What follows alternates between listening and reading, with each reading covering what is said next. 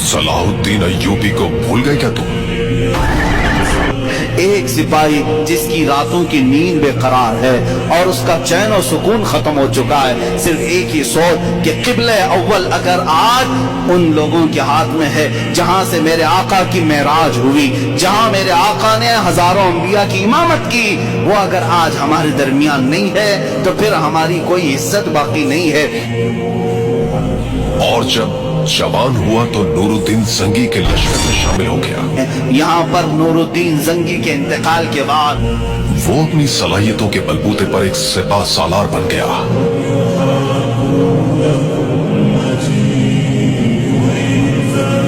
مصر کی گورنری آنے کے بعد سب سے پہلے قسم اٹھاتا ہے یہی صلاح الدین، کہتا ہے کہ اللہ کو گواہ بنا کر کہتا ہوں اس وقت تک چین سے اپنے گھر میں نہیں آؤں گا جب تک بیت المقدس میں اپنا مسلح نہیں بچھاؤں گا، اور قدس پر قبضہ کر لیا۔